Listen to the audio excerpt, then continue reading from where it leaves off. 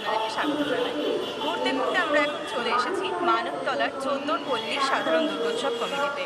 এখানে আমরা এখন দেখে নেব অমৃতবাজারের তরফ থেকে এদেরকে শারদ সম্মানে ভূষিত করা হচ্ছে।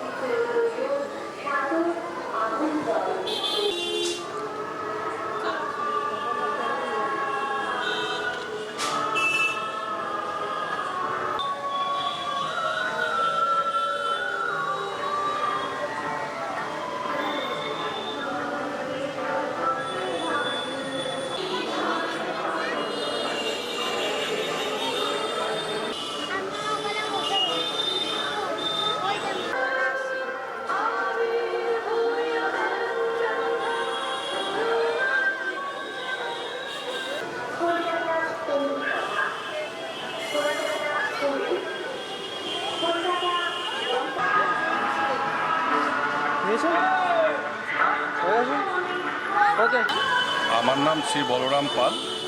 আমি পুজোর সঙ্গে দীর্ঘ 25 বছর ধরে যুক্ত আছি, এখনও পদে আছি। এবছরটা পাচ্ছি না শারীরিক কারণের জন্য। আমার পরিবাররা অনেকেই পুজোর সঙ্গে পুজো করছেন এবারে আনন্দ সহকারে।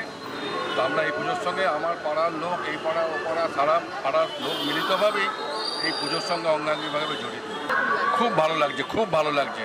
অত্যন্ত গর্বের সঙ্গে বলছি, আমাদের যে এই পুরস্কারটা দিয়ে আপনারা সম্মানিত করলেন তার জন্য অসংখ্য ধন্যবাদ। আমাদের পল্লীর ১৪ পল্লীর তরফ থেকে আপনাদের সকলকে ধন্যবাদ জানাচ্ছি, আপনাদের সংস্থাকে ধন্যবাদ জানাচ্ছি।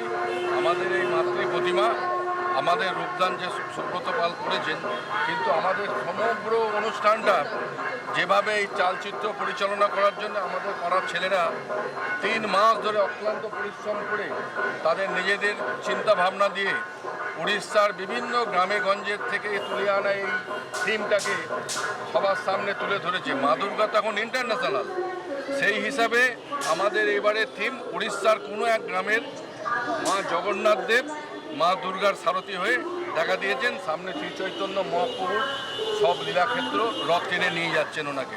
ভিড় তো হচ্ছেই মোটামুটি, তো আপনারাও দেখছেন, আমরাও দেখছি ভিড় মোটামুটি।